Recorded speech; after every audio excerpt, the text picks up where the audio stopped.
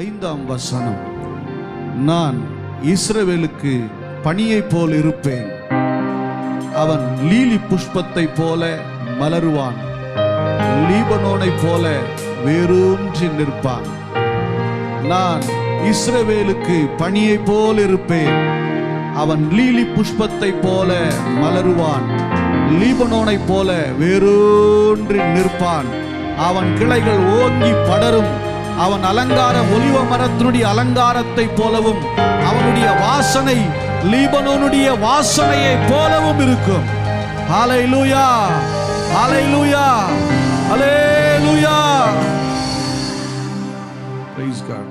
நாம் அனைவரும் உட்காரும் என்று சொன்னால், இந்த ஓசியா தீர்க்க தரிசன புஸ்தகத்தில் சோரம் போன ஸ்திரீயை சேர்த்து கொள்வதை குறித்து இங்கே பார்க்கலாம்.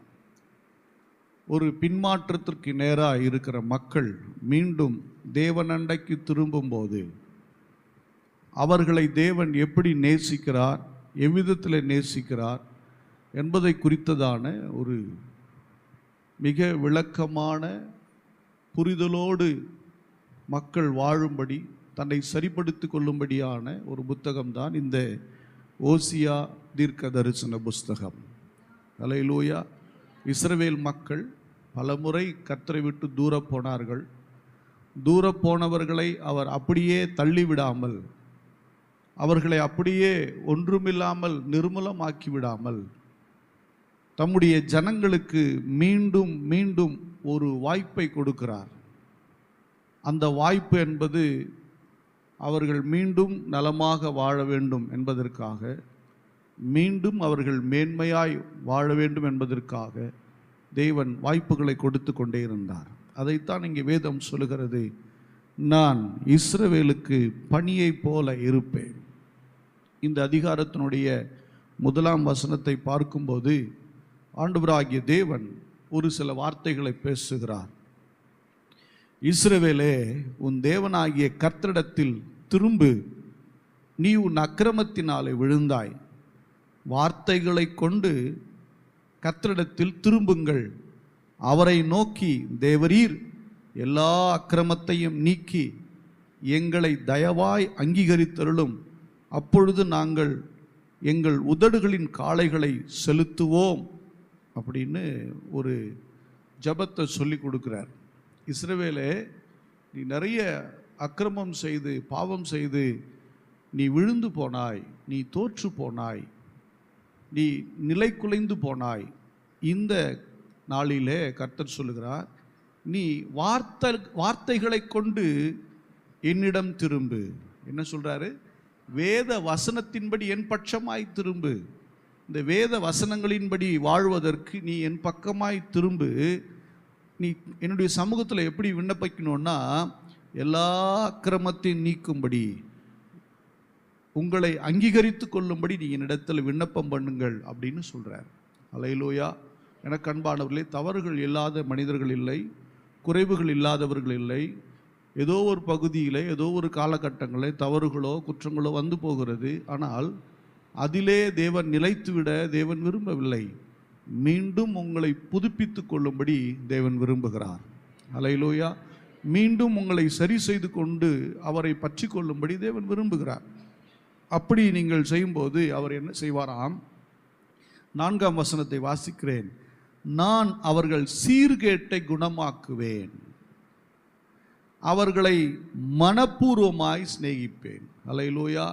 தேவ சமூகத்தில், ஆண்டவரே, என் பாவங்களை மன்னியும், என் அக்கிரமங்களை மன்னியும், என் மீறுதல்களை மன்னியும், என் துணிகரங்களை மன்னிங்க, என் வாழ்க்கையில் இருக்க சின்ன சின்ன தவறுகள்லாம் மறைந்து போகட்டும், என்னுடைய ஜென்ம சுபாவங்கள்லாம் நீங்கட்டும், உமக்கு பிரியமில்லாத அருவருப்புகள் என்னை விட்டு போகட்டும் என்று தேவனுடைய சமூகத்தில் கேட்கும்போது அவர் என்ன செய்வார்? நான் உங்கள் சீர்கேட்டை குணமாக்குவேன். உங்கள் வாழ்க்கையில் இருக்கிற எல்லா தவறான சூழ்நிலைகள் எல்லாம், தவறாய் போன வாழ்க்கையெல்லாம் நான் மீண்டும் குணமாக்குவேன். ஹல்லேலூயா. மீண்டும் நான் அவைகளை சரி செய்வேன். சரீரத்தில் நிறைய டிசீஸ் வரலாம், இல்லை வயிற்றில் டிசீஸ் வரலாம், ஏதோ ஒரு பகுதியில் நமக்கு பாதிக்கப்பட்டிருக்கலாம். நாம் எப்படி டாக்டர்கிட்ட போனால் அதை சரி செய்வதற்கு மருந்துகளை கொடுப்பதை போல தேவனிடத்திலே வரும்போது தேவன் வார்த்தைகளை கொடுத்து அந்த நோய்களையெல்லாம் அவர் குணமாக்குகிறவராயிருக்கிறார். அந்த பிரச்சனையெல்லாம் அவர் மாற்றுகிறவராயிருக்கிறார். அவைகளெல்லாம் அவர் சரி செய்து அவைகளெல்லாம் அவர் மாற்றி புதிதாக்க அவர் வல்லவராக இருக்கிறார். அல்லேலூயா. சொல்றாரு, அவர்களை மனப்பூர்வமாய் நான் சிநேகிப்பேன். ஏதோ ஒரு ஓர வஞ்சனையா ஃபார்மாலிட்டிக்கு அன்பு கூறுவதில்லை. மக்கள் இன்னைக்கு ஏதோ ஒரு பிரச்சனையை ஃபேஸ் பண்ணும்போது பாதிக்கப்பட்டு அவங்க என்ன பண்ணுவாங்க, எதுக்குப்பா ஒரு பிரச்சனை, நான் கூட சில நேரம் அப்படி நினைப்பேன், எதுக்கு பிரச்சனை, நம்ம பாட்டு நம்ம வேலையை பார்ப்போம் அப்படின்னு நம்ம ஒரு வேலையை போடுவோம். நம்ம கொஞ்சம் சேஃபாகவே இருக்கலாமே, எதுக்கு தேவையில்லாத பிரச்சனைகள் உருவாக்கணும்னு நினைப்போம். ஆனால் தேவன் அப்படி சிநேகிக்கிறதுல அவர்களை மனப்பூர்வமாய் சிநேகிப்பேன். எப்படி சிநேகிப்பேன்? மனப்பூர்வமாக, ஏதோ ஒரு ஓரத்தில் இல்லை, முழு மனதோடு கூட நான் அவர்களை சிநேகிப்பேன். ஏற்கனவே செய்த தவறுகளை மனசில் வச்சுக்கிட்டு இல்லை, ஏற்கனவே இருந்த அக்கிரமத்தை நான் மனசில் வச்சுக்கிட்டு இல்லை, ஏற்கனவே என் மக்கள் செய்த மீறுதலை நான் மனசில் வச்சுக்கிட்டு நான் அவங்களை சிநேகிக்க மாட்டேன். நான் மனப்பூர்வமாய் அவர்களை சிநேகிப்பேன். அல்லேலூயா. நம்முடைய தேவன் நம்மை மனப்பூர்வமாய் சிநேகிக்கிற தேவனாய் இருக்கிறார். எப்பொழுது அக்கிரமங்களையும் பாவங்களையும் அறிக்கை செய்கிறோமோ அப்போ அவர் சொல்றாரு, என் கோபம் அவர்களை விட்டு நீங்கிற்று.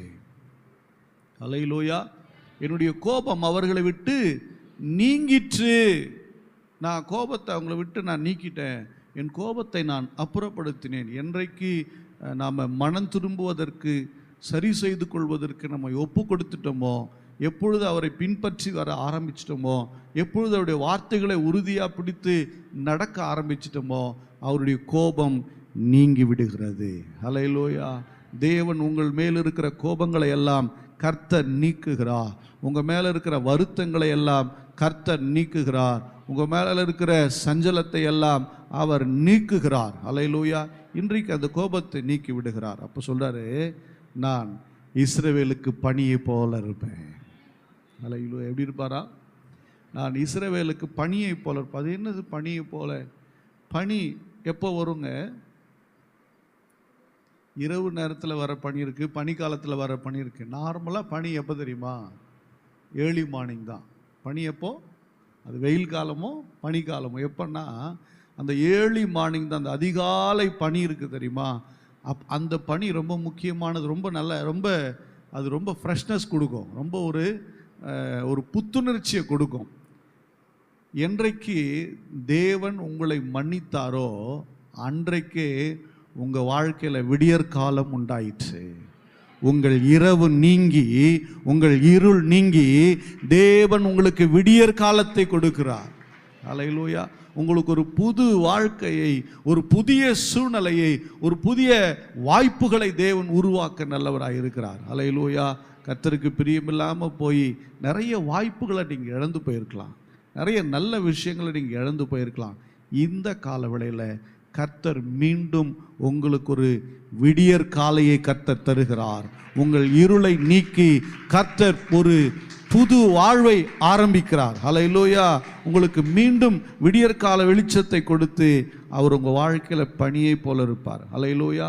சாயங்காலத்தில் பார்த்தீங்கன்னா இந்த செடியெல்லாம் அப்படியே வதங்கி, இலையெல்லாம் வதங்கி போய், பூக்கள்லாம் ஒரு மாதிரி சுருங்கி போய் ஒரு மாதிரி இருக்குது, புல்லெல்லாம் அப்படியே ஒரு மாதிரி ஆகிடும் நேரம் போக போக, பகல்லாம் இருந்து.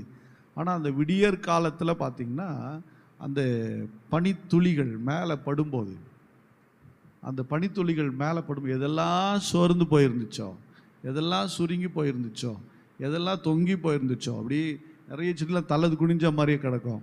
அந்த பனி படும்போது மீண்டும் அவைகள் புத்துணர்ச்சியோடு கூட ஆண்டவரே உமக்கு நன்றி என்று சொல்லும். அல்லேலூயா. ஆண்டவரேன்னு சொல்லி அவரை பார்த்து நிற்கும். எனக்கு அன்பான தேவனுடைய பிள்ளையே, இந்த கால வேளையில் நீங்கள் மனம் திரும்பும்போது, தேவனை தேடும்போது, அவர் அக்கிரமங்களை மன்னித்து கோபத்தை எல்லாம் நீக்கிவிட்டு அவருடைய பிரசன்னத்தை நம்மோடு கூட அனுப்ப வல்லவராக இருக்கிறார். அல்லேலூயா. இந்த காட்ஸ் பிரசன்ஸ், அந்த தேவ பிரசன்னம் மிக முக்கியமானது. அந்த பிரசன்னம் நம்மோடு கூட இருக்கும் என்று சொன்னால் போகிற பகுதியெல்லாம் வெற்றி தான், போகிற பகுதியெல்லாம் கர்த்தர் அடைக்கப்பட்ட வாசல்களை திறப்பார், திறக்க முடியாதவைகளை திறந்து கொடுப்பார், ஜெயிக்க முடியாதவைகளை ஜெயிக்க வைப்பார். கேட்கக்கூடாத இடத்துலெல்லாம் கர்த்தருடைய சத்தம் தொனிக்க முடியும். யாருடைய சத்தம் அங்கே கேட்காது, ஆனால் கர்த்தருடைய சத்தம் நம்முடைய அருகில் நம்முடைய செவிகளுக்கு நேராக தொனித்து கர்த்தர் சரியான பாதையில் நடத்த வல்லவராக இருக்கிறார். ஹல்லேலூயா, ஹல்லேலூயா. இந்த நாளில் நான் உங்களுக்கு சொல்கிறேன், தேவனுடைய பிரசன்னம், நீங்கள் மனம் திரும்பிட்டீங்கன்னா, நீங்கள் அவரை தேட வாஞ்சியாக இருக்கீங்கன்னா, அவர் பிரசன்னம் உங்கள் கூடவே வரும். இஸ்ரவேல் மக்களோடு கூட எப்படி அவருடைய பிரசன்னம் கூடவே வந்ததோ, அவருடைய மகிமை எப்படி வந்ததோ, அவருடைய வல்லமையின் பிரசன்னம் எப்படி கூட வந்ததோ, அப்படியாக உங்களோடு கூட உங்களுக்கு முன்பதாகவும் உங்களுக்கு பின்பதாகவும் உங்களுக்கு வலப்புறமாகவோ உங்களுக்கு இடப்புறமாகவோ அவருடைய பிரசன்னம் கடந்து வந்து கொண்டே இருக்கும். ஹல்லேலூயா. அவருடைய பிரசன்னம் உங்களை விட்டு விலகாது, அவருடைய மகிமை உங்களை விட்டு விலகாது. கர்த்தர் உங்கள் வாழ்க்கையில பனியை போல வருவார். ஹல்லேலூயா, ஹல்லேலூயா. இங்கே பார்த்தீங்கன்னா, அவன் லீலி புஷ்பத்தை போல மலருவான், லீபனோனை போல வேரூன்றி நிற்பான். என்ன சொல்றாருன்னா, லீபனோன் என்கிற ஒரு மலை, அந்த மலை முழுவதும் பார்த்து எப்பயும் வெண்மையாக தான் இருக்கும். அதுக்கு வெள்ளை மலைன்னு பேர், வெண்மை மலைன்னு பேர். எப்பயும் பியூர் ஒயிட்டாக தெரியும். ஏன் அப்படின்னா, அந்த மேகத்தை அந்த மலையை சுற்றி எப்பொழுதும் பனி மேகம் இருந்து கொண்டே இருக்கும். எல்லா காலகட்டங்களையும் அந்த இடத்துல மட்டும் பனி குறையவே குறையாதான், வெண்மையாக இருக்குமா. ஹல்லேலூயா, ஹல்லேலூயா. கர்த்தரை நம்பி வாழ்கிற ஜனங்கள் மேலே எப்பொழுதும் அவருடைய மகிமை எப்போது நிலையாய் தங்கி இருப்பார். ஹல்லேலூயா. பனி இருந்துச்சுன்னா என்ன பண்ணிகிட்டே இருக்கும், பனித்துளி விழுந்துக்கிட்டே இருக்கும். நம்ம வாழ்க்கையில் 1000 ப்ராப்ளம் இருக்கலாம், ஆனால் புத்துணர்ச்சிக்கு ஒருபோதும் குறையவே இருக்காது. காட்ஸ் பிரசன்ஸ், அந்த தேவ பிரசன்னம் ஊற்றப்பட்டு கொண்டே, அது தெளிக்கப்பட்டு கொண்டே ஊற்றப்பட்டு கொண்டே இருக்கும்போது என்ன திரும்ப நடக்கும்? நீங்கள் பாருங்க, எந்த மரமும் பார்த்தீங்கன்னா சோர்ந்தே போகாது இல்லை. அந்த லீபனோன் மலையில் இருக்கிற மரங்கள் எல்லாம் எப்படி இருக்குமா, நல்ல உயரமாக வளர்ந்துருக்குமா. அங்கே அதிகமாக வளருகிற மரம் கேதுரு மரம், அதாவது தேவதாரு விருட்சம், சீடர். அந்த மரம் தான் அதிகமாக வளரும், நல்ல உயரமாக, நல்ல புஷ்டியாக. ஏன்னா அங்கே எப்பொழுதும் தேவ பிரசனம் இருக்கிறது. எனக்கு அன்பான தேவனுடைய பிள்ளையே, தேவ பிரசனத்திற்குள்ளே, தேவ மகிமைக்குள்ளே வாழ்கிற வாழ்க்கைக்குள்ளே நீங்கள் வந்துட்டீங்கன்னா உங்கள் வாழ்க்கையெல்லாம் உயரமானதாக இருக்கும். நீங்கள் கீழானவைகளை பார்க்க மாட்டீங்க, மேலானவைகளை பார்ப்பீங்க. ஹல்லேலூயா. நீங்கள் குறைந்து போக மாட்டீர்கள், நீங்கள் வளர்ந்து கொண்டே இருப்பீர்கள். மல்டிப்ளை மல்டிப்ளை மல்டிப்ளை, பெருக்கம் பெருக்கம் பெருக்கம் பெருகி கொண்டே இருப்பீங்க. ஹல்லேலூயா. உங்கள் வாழ்க்கையில் செழிப்பை தேவன் அப்புறப்படுத்துவதில்லை. ஹல்லேலூயா. எந்த நேரத்தில் அங்கே ஒரு குளிர்ச்சி, எப்போதும் ஒரு பீஸ்ஃபுல். நீங்கள் பனி இருக்கிற இடத்துலாம் போனோம்னா நமக்கு பாருங்களேன், இங்கேருந்து எல்லாம் இந்த வெக்கேஷன் டைமில் லீவ் நாட்டில் எங்கே போகணும் ஆசைப்பட்றாங்க? ஊட்டி போனோம், கொடைக்கானல் போனோம், கொஞ்சம் காசு தான் குல்லு மணாலி போனோம், அப்படி தானே நினைக்கிறாங்க. எல்லாம் போனோம். ஏன் அப்படின்னா, அங்கே போனால் அந்த குளிர்ந்த நிலை ஒரு சமாதானத்தை கொடுக்கும், ஒரு மனமகிழ்ச்சி கொடுக்கும். அப்படிங்கிற ஒரு எண்ணத்துக்காக என்ன பண்ணுறாங்க, இங்கிருந்து அங்கே போன ஆசைப்படுறாங்க. அது எப்படியோ அதே போல் தேவனுடைய பிரசன்னம் எப்பொழுதும் மகிழ்ச்சியை ஸ்டாண்டாக வைக்கும். நீங்கள் தினமும் கர்த்தருடைய சமூகத்தை இருந்துட்டு பாருங்கள். பைசா இருக்குது இல்லை, வேலை இருக்குது இல்லை சூழ்நிலைலாம் தப்பாக இருக்குது, எது இருந்தாலும் சரி, அந்த தேவ பிரசன்னமானது உங்களை ஒரு நிலவரமான சமாதானத்திற்குள்ளே கொண்டு போகும். ஹல்லேலூயா, ஹல்லேலூயா. அதிகாலையில் தினமும் கர்த்தருடைய சமூகத்தில் அமர்ந்து பழகுங்கள். எப்பொழுதெல்லாம் சமயம் கிடைக்கும் போதோ தேவ சமூகத்தில் அமர்ந்து பழகுங்கள். நேரத்தை அதிகமாக கொடுங்க. ஹல்லேலூயா. நான் கொஞ்சம் நேரம் ஜெபம் பண்ணுறதுக்கு போகவே மாட்டேன், 1 மணி நேரம் 1-2 மணி நேரத்துக்குலாம் போகவே மாட்டேன். அதிகப்படியான முதல்ல அப்படி பழக்கம் இருக்கும், 1 ஹவரில் போய் ஜெபம் பண்ணி அப்படி யோசிக்கிறதே கிடையாது. அமர்ந்தால் ஒரு 4 மணி நேரம் 5 மணி நேரம் 6 மணி நேரம் கூட பரவாயில்ல. அந்த கர்த்தருடைய பிரசன்னத்திற்குள்ளே அப்படியே அமர்ந்தா அதில் இருக்கிற மகிழ்ச்சிக்கு ஈடே இல்லை. ஹல்லேலூயா. அந்த தேவ பிரசன்னத்தை இழக்காம அந்த பிரசன்னத்திற்குள்ளே நெருங்கி வாருங்கள். மனம் திரும்பி அவருடைய பிரசன்னத்திற்குள்ளே நுழைந்து விடுங்கள். அந்த தேவ பிரசனம் உங்களை ஒருபோதும் வெட்கப்படுத்தாது. மனிதர்கள் விட்டு விலகி போகலாம், உதவி செய்வேன் என்று சொன்னவர்கள் உதவி செய்யாமல் போகலாம், கூடவே இருப்பேன் என்று சொல்லவர் கூட இல்லாமல் போகலாம். எப்போதும் கர்த்தருடைய பிரசனம் இருக்கும். கர்த்தருடைய பிரசன்னம் இருந்தால் ஒரு குறைவும் வராது. வாசிக்கலாமா? யாத்திராமத்தின் புஸ்தகம் 16ஆம் அதிகாரம் 13, 14 வசனங்களை வாசிக்கலாம். சாயங்காலத்தில் காடைகள் வந்து விழுந்து மூடிக்கொண்டது. விடியற் காலத்தில் வானத்தை சுற்றி பனி பெய்திருந்தது. பனி நீங்கின பின்பு இதோ வனாந்தரத்தின் மீதெங்கும் முருட்சியான ஒரு சிறிய வஸ்து உறைந்த பனிக்கட்டியை கொடியை தனையாய் தரையின் மேல் கிடந்தது. அதுக்கு பேர் என்ன பேர் வச்சாங்களா? மக்கள் மன்னா அப்படின்னு பேர் வச்சாங்களாம். ஹல்லேலூயா, ஹல்லேலூயா. பனி விழும்போது கூடவே மன்னாவும் சேர்ந்து விழுகுது. தூதர்கள் சாப்பிடுகிற அப்பம் சேர்ந்து விழுகிறது. தேவனுடைய பிள்ளையே, எதுவும் இல்லைன்னு நினைக்காத. கர்த்தருடைய சமூகத்தில் அதிகாலையில் நின்று அவருடைய பிரசன்னத்துக்குள்ள நீ நனைஞ்சிட்டீன்னா, அவருடைய பிரசன்னத்தோடு கூட உனக்கு என்ன வேணுமோ அது வந்து சேர்ந்துடும். ஹல்லேலூயா. அவருடைய பிரசன்னம் வரும்போதே, அந்த பனி உன் மேலே விழும்போதே உனக்கு என்ன வேணுமோ அதுவும் சேர்ந்து வந்து விழுந்து விடும். ஹல்லேலூயா. நிறைய பேருக்கு அதிகாலை ஜெபம்னா கஷ்டமாக இருக்கு. காலையில் எந்திரிச்சு போய் ஜெபம் பண்ணணுமா, 4 மணிக்கு போகணுமா, 3 மணிக்கு போகணுமா, இல்லை 5 மணிக்கு போகணுமா, 6 மணிக்கு எந்திரிச்சு உட்காரணுமா அப்படின்னு தோணும். நான் சொல்கிறேன், நீங்கள் அதை தட்டிடாதீங்க. அந்த ஜெபத்தில் தான் உங்கள் தேவைக்குண்டான பேக்கேஜ் அதுக்குள்ளே தான் கர்த்தர் வச்சிருக்கிறார். உங்களுக்கு என்ன வேணுமோ அந்த பேக்கேஜ் அதில் தான் இருக்குது. அந்த காரியத்தை கர்த்தர் அந்த பிரசன்னத்துக்குள்ளே தான் வச்சிருக்கிறாரு, அந்த பணிக்குள்ளே தான் வச்சிருக்கிறார். அது உன் தேவையெல்லாம் பூர்த்தி ஆக்கிவிடும். ஜெபம்னா கசக்குது நிறைய பேருக்கு. ஜெபம் பண்ணுங்க, பைபிள் படிங்கன்னா சும்மா இது வேற என்ன சொல்கிறதுக்கு, இந்த பைபிள் வேற என்ன சொல்லுது? என்னோடு கூட இணைந்துரு. ஹல்லேலூயா. என்னோடு கூட பேசு, நான் உன்னோடு கூட பேசுவேன். ஹல்லேலூயா. அந்த பனி விழும்போதே தேவன் நம்முடைய தேவைகளெல்லாம் சந்திக்கிறவராய் இருக்கிறார். வாசிங்க, உபாகமத்தின் புஸ்தகம் 32:2 வாசிக்கலாம். 32:2. மழையானது நிலம் பயிரின் மேல் பொழிவது போல என் உபதேசம் பொழியும்.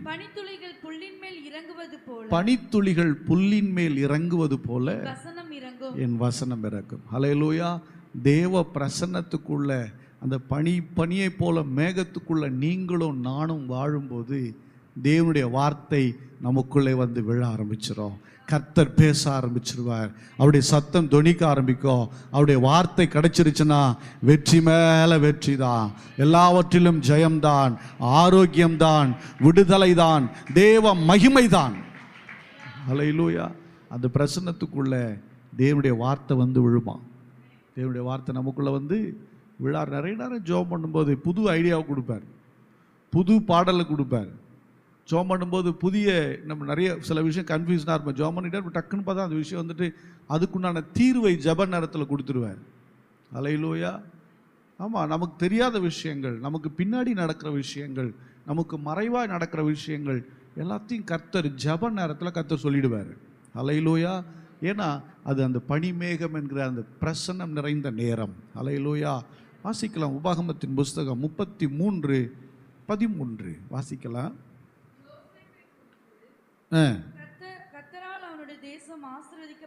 கர்த்தரால் அவன் தேசம் ஆசீர்வதிக்கப்படுவதாக, வானத்தின் செல்வத்தினாலும் பனியினாலும் வானத்திலுள்ள நீரூற்றுகளினாலும் அருமையான கனிகளினாலும் சந்திரன் பக்குவப்படுத்தும் அருமையான பலன்களினாலும் ஆதி பர்வதங்களில் உண்டாகும் திரவியங்களினாலும் நித்திய மலைகளில் பிறக்கும் அரும்பொருள்களினாலும் நாடும் அது நிறவும் கொடுக்கும் அருமையான தானியங்களினாலும் ஆசீர்வதிக்கப்படுவதாக.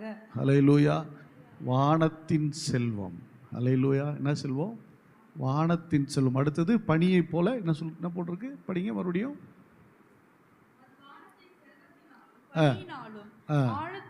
போதும். பனியினாலும். வானத்தின் செல்வம் எதுனா பனிதான். வானத்தின் செல்வம் பனியும் மழையும். ஹல்லேலூயா.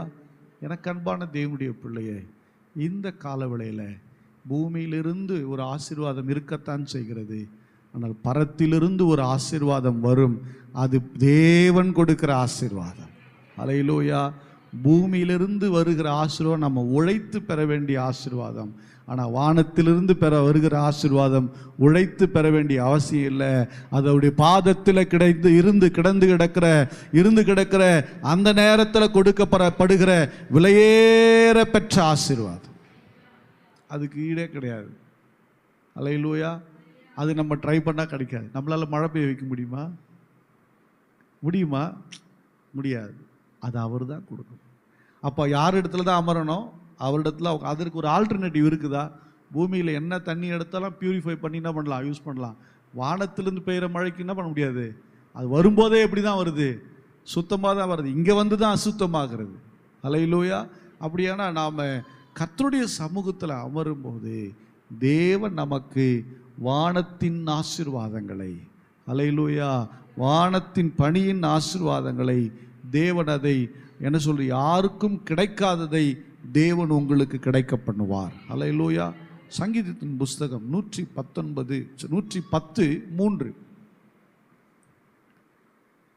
சங்கீதம் 110:3. உம்முடைய ஜனங்கள் மனப்பூர்வமும் பரிசுத்த அலங்காரமும் உள்ளவர்களாய் இருப்பார்கள்.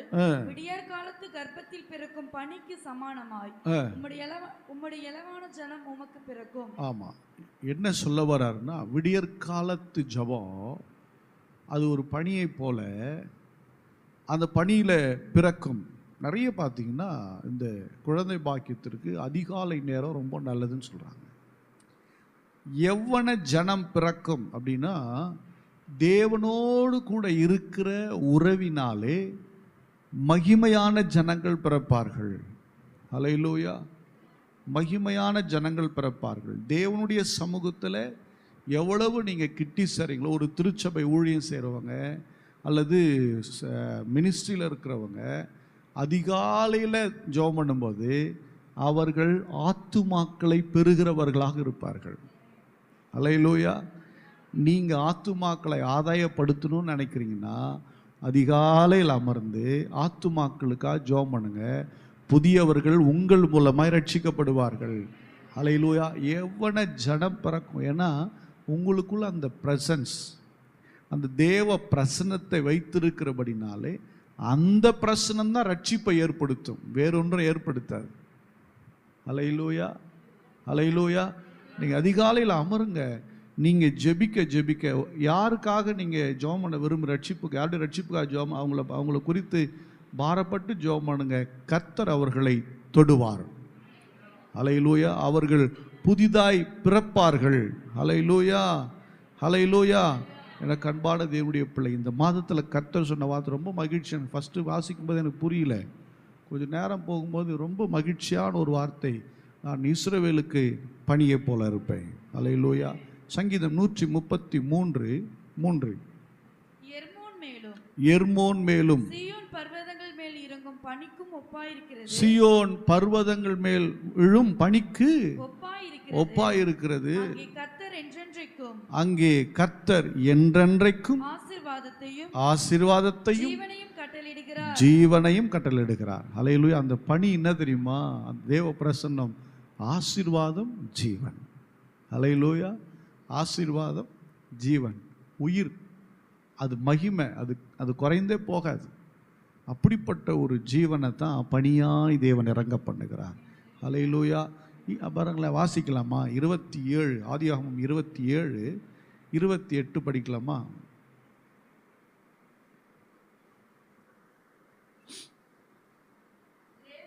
தேவன் உனக்கு வானத்து பனியையும் பூமியின் கொழுமையையும் கொடுத்து மிகுந்த தானியத்தையும் திராட்சரசத்தையும் தந்தருளுவாராக. அல்லேலூயா. இங்கே பார்த்தீங்கன்னா ஈசாக்கு யாக்கோபை ஆசீர்வதிக்கிற இடம். அல்லேலூயா. எப்படி ஆசீர்வதிக்கிறார் பார்த்தீங்களா? அல்லேலூயா. பக்கத்தில் பார்த்து சொல்லுங்க, தேவன் உனக்கு வானத்து பனியையும் பூமியின் கொழுமையையும் கொடுத்து மிகுந்த தானியத்தையும் திராட்சரசத்தையும் தந்தருளுவாராக. இது அப்படியே உங்க வாழ்க்கையில பலிக்கட்டும். இயேசுவின் நாமத்தினால் பிதாவே, ஆமென். சொல்லாதவங்களுக்கு கிடைக்காது, சொன்னவங்களுக்கெல்லாம் கிடைச்சிடும். அல்லேலூயா. தேவன் வானத்தின் பணியை கொடுத்து அப்போ என்னன்னா ரொம்ப தெளிவாக தான் பிளஸ் பண்ணுறார் ஈசாக்கு அவரை. எனக்கு அன்பான தேவனுடைய பிள்ளை, தேவ பிரசன்னத்தின் ஆசீர்வாதத்திற்கு எல்லை எவராலும் குறிக்க முடியாது, எவராலும் எல்லையை போட முடியாது. உங்களை தடுக்க முடியாத, உங்கள் வளர்ச்சியை தடுக்க முடியாத, உங்கள் எதிர்காலத்தை தடுக்க முடியாத ஆசீர்வாதம் வேணும்னு யாரெல்லாம் விரும்புகிறீங்களோ அவர்களெல்லாம் அதிகாலை கர்த்தருடைய சமூகத்தில் அவருடைய பிரசன்னம் என்கிற பனிமேகத்திற்காக காத்திருங்கள். யாரும் உங்களை தடுக்க முடியாது, யாரும் உங்களை ஒடுக்க முடியாது, யாரும் உங்ககிட்ட இருந்து பறிச்சிக்க முடியாது, யாரும் உங்கள் மேன்மையை தடுக்க முடியாது. எத்தனை சதி வந்தாலும், எத்தனை மக்கள் எதிராக வந்தாலும், யாரும் உங்களை விட்டு போனாலும், எந்த பொருள் உங்களை விட்டு போனாலும் நீங்கள் கலங்க வேண்டிய அவசியம் இல்லை. ஏன்னா அது போகவே போகிறதில்ல. தேவன் உங்கள் கரங்களிலே எல்லாவற்றையும் சுதந்திரமாய் ஆசீர்வாதமாய் வைப்பார். அல்லேலூயா, அல்லேலூயா. நம்ம எல்லாரும் எழுந்து நின்று கொஞ்ச நேரம் கர்த்தரை ஸ்தோத்திரிக்கலாம். ஆமென். அல்லேலூயா. நான் இஸ்ரவேலுக்கு பனியை போல இருப்பேன், அவன் லீலி புஷ்பத்தை போல மலருவான். என்னுடைய பிரசன்னம் வரும்போது லீலி புஷ்பம் எப்படி மலருகிறதோ அப்படி மலருவான். ஏன்னா இந்த லீலி புஷ்பம் வளரும் போதே சுற்றி முட்கள் அதிகம், அதில் அந்த முள் இருக்கிறதுனால அதில் பட்டு கிழிய ஆரம்பிச்சிடும். அதனால் சோர்ந்துடும், சாயங்காலமான அப்படியே சோர்ந்து போயிடும். ஆனால் அந்த பனி பட்ட உடனே எவ்வளவு கிழிஞ்சு போயிருந்தாலும் காலைல பார்த்தா ஃப்ரெஷ்ஷாக அப்படி நிற்கும். அல்லேலூயா. நீ எவ்வளோ உடஞ்சி போயிருந்தாலும், எவ்வளோ கிழிஞ்சு போயிருந்தாலும், எவ்வளவு துக்கத்தோடு இருந்தாலும் கர்த்தருடைய சமூகத்துக்கு நீ வந்துரு. தேவ பிரசன்னம் என்கிற பனி உன்னை மூடும்போது எல்லாம் மறைந்து விடும், மீண்டும் நீ ஃப்ரெஷ் ஆயிடுவ. அல்லேலூயா. லீலி புஷ்பத்தை போல மலருவான், லீபனோனை போல வேரூன்று நிற்பான். லீபனோன் இருக்கிற மரத்தை போல நீ உயர்ந்திருப்பாய், செழித்திருப்பாய், வாழ்ந்திருப்பாய். மகிமையின் மேகமாய் கர்த்தர் உன்னை மூடி உன்னை அழகாய் பாதுகாத்து வைத்திருப்பார். அந்த பனி மேகத்துக்குள்ள இருக்கிற மரமே தெரியாதபடிக்கு லீபனோன் மலை இருக்குமா? வெறும் வெண்மேகம்தான் தெரியுமா? உள்ள இருக்கிற மரமே தெரியாதா? கர்த்தர் உன்னை தம்முடைய பிரசன்னத்தினாலே, தம்முடைய மகிமையினாலே அவர் உன்னை சூழ்ந்து கொள்வார். வேறெதுவும் தெரிவதில்லை, உன்னை தெரிவதில்லை. தேவனை காண்கிறவர்களாக உன்னை பார்ப்பார்கள். உன்னை பார்க்கும்போது தேவதூதனை பார்க்கிறதை போல கர்த்தர் உன்னை பார்க்கும்படி கர்த்தர் கிரியை செய்வார். அவருடைய பிரசன்னத்தினாலே உன்னை சூழ்ந்து கொள்வார். அவருடைய மகிமையினாலே கர்த்தருடைய ஆவியானவர் உன்னை சூழ்ந்து கொள்வார். நான் இஸ்ரவேலுக்கு பனியை போல இருப்பேன் என்று சொன்னவர் உன் வாழ்க்கையில் புத்துணர்ச்சி குறையாம, உன் வாழ்க்கையில் சோர்வு வரவிடாம கர்த்தர் உன்னை பாதுகாத்து கொள்வார். இதுவரை சோர்ந்திருந்தது போதும், பலவீனப்பட்டது போதும், துன்பத்தின் நடுவிலே சிக்குண்டு தவித்தது போதும், அவர் உன்னை சூழ்ந்திருக்கிறார். நான் பனியை போல நான் பாதுகாப்பேன், நான் தேவைகளை சந்திப்பேன், நான் உயர்த்துவேன், நான் பேசுவேன், நான் அவனை ஆசீர்வதித்து விருத்தடைய பண்ணுவேன் என்று வாக்கு பண்ணுகிற தேவனாய் இருக்கிறார். நல்ல கரங்களை உயர்த்தி கர்த்தரை நோக்கி ஸ்தோத்திரம் பண்ணலாம். ஆண்டவரே, நீர் எங்களோடு பேசினதுக்காக ஸ்தோத்திரம், ஸ்தோத்திரம், ஸ்தோத்திரம், ஸ்தோத்திரம், ஸ்தோத்திரம், ஸ்தோத்திரம். நல்ல கரங்களை தட்டி உமக்கு நன்றி ஆண்டவரேன்னு சொல்லலாமா? உமக்கு நன்றி அப்பா, நன்றி அப்பா, நன்றி அப்பா, நன்றி அப்பா, நன்றி அப்பா. ஹல்லேலூயா, ஹல்லேலூயா, ஹல்லேலூயா. ஸ்தோத்திரம் ஆண்டவரே, ஸ்தோத்திரம், ஸ்தோத்திரம், ஸ்தோத்திரம், ஸ்தோத்திரம், ஸ்தோத்திரம். அன்பின் பிதாவையும் உம்மை ஸ்தோத்திரிக்கிறேன் ஆண்டவரே. உம்முடைய பிள்ளைகள் ஒவ்வொருவரும் நீங்கள் ஆசீர்வதிங்க. நான் இஸ்ரவேலுக்கு பனியை போல இருப்பேன்னு சொன்னீங்களே, நாங்கள் அதை வாஞ்சிக்கிறோம். அது ஆரம்பம் ஆயிடுச்சு நான் நம்புகிறோம் ஆண்டவரே. உம்முடைய பனி மேகம், அந்த பிரசன்னம் எங்களை சுற்றி, எங்கள் ஆண்டவரே எங்கள் சிரசிலிருந்து எங்களை முழுவதும் ஆண்டவரே அது பாதுகாத்து முழுவதுமாய் மூடி இருக்கிறது என்று நாங்கள் நம்புகிறோம். அது ஆரம்பமாயிற்று. எங்களுக்கு முன்பதாய் எங்கள் தேவனாகிய கர்த்தர் சொல்லுகிறீர், ஆண்டவரே எங்களோடு கூட வருகிறீர், ஆண்டவரே நீர் எங்களோடு உம்முடைய பிரசன்னத்தினாலே வருகிறீர், அதற்காக ஸ்தோத்திரம் பண்ணுகிற ஆண்டவரே. ஆமாம் ஆண்டவர், ஒவ்வொரு பிள்ளைகளை ஆசீர்வதிங்க, அவர் கைட்டு செய்கிற வேலைகளை ஆசீர்வதிங்க. இந்த ஜூன் மாதம், இந்த வருடத்தின் நடுப்பகுதியில் நாங்கள் வந்திருக்கிறோம். இம்மட்டும் கடக்க செய்த தேவன் இனியும் எங்களை கடந்து போக ஜெயிக்க பண்ண எங்கள் தேவனாகிய கர்த்தர் நீர் நல்லவரும் வல்லவருமாக இருக்கிறீர்.